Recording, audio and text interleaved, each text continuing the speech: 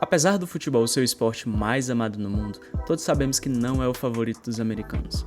Exceto pelos grandes fãs, o entusiasmo da torcida dos Estados Unidos costuma aparecer em momentos-chave, como nas Olimpíadas e na Copa do Mundo. No entanto, isso não assusta os ambiciosos planos da MLS, que busca parcerias com grandes empresas e uma abordagem inovadora para popularizar o esporte.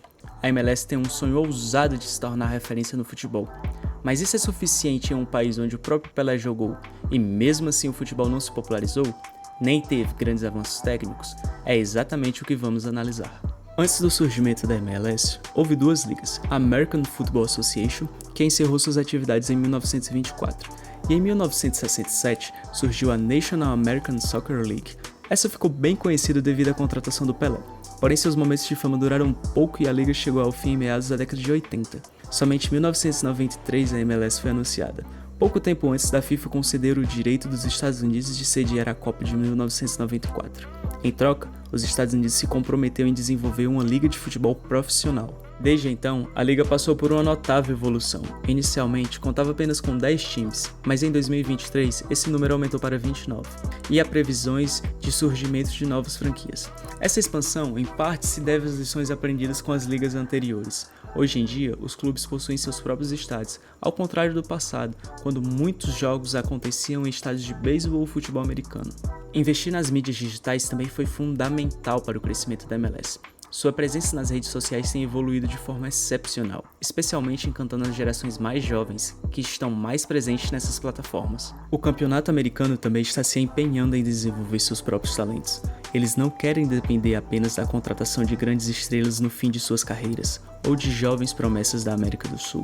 Além disso, a liga demonstra preocupação com a preservação da competitividade, estabelecendo um teto salarial para as equipes. No entanto, para permitir a contratação de grandes jogadores, existe a regra do jogador designado, que permite que cada equipe tenha até 3 atletas que ultrapassem o limite de gastos.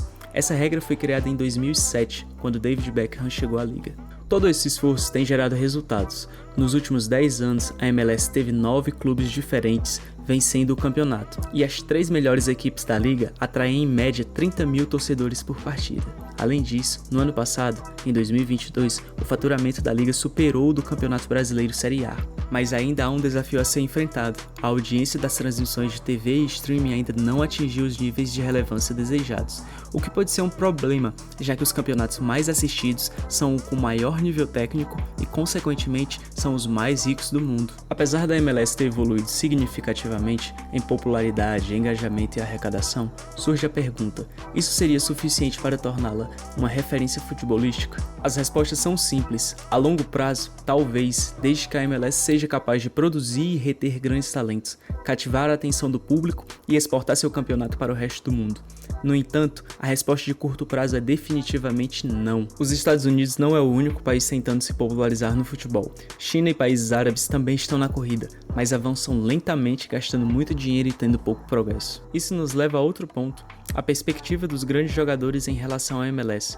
Apesar de reconhecer a legitimidade do projeto, quando um craque decide jogar lá, os principais argumentos para a decisão são o clima agradável, o calendário mais flexível e uma menor pressão. Obviamente, ninguém deseja perder, mas em um campeonato onde não há rebaixamento nem mesmo rivais, pois o outro clube não é seu rival, é o seu sócio nesse sistema de franquias, fica implícito que os jogadores que fizeram história na Europa talvez não se empenhem tanto quanto poderiam. Já os jogadores jovens veem a liga como uma oportunidade de se destacar e migrar para as principais competições europeias. Sabemos que ganhar uma Champions League ou ser campeão de um campeonato nacional competitivo na Europa faz parte dos sonhos de quase todos os jogadores. Por último, mas não menos importante, o futebol vai além de dinheiro e grandes craques. O amor a um clube, o sentimento de pertencimento e a cultura de ter o futebol como um estilo de vida são coisas que o dinheiro não pode comprar e que não fazem parte da sociedade estadunidense. Além disso, uma torcida presente contribui para que os jogadores se entreguem 100%. Saber que agir com falta de profissionalismo ou não se dedicar completamente a um clube resultará em críticas e protestos, fazendo com que o atleta pense 2 vezes antes de ter uma má conduta. Deixe nos comentários como você acha que será o futuro da MLS e veja o que as outras pessoas estão comentando. Se você conhece alguém que está animado com a MLS, não deixe de compartilhar esse vídeo com ele. E se você gostou do vídeo, não se esqueça de deixar o like. Convido você a assistir o próximo vídeo.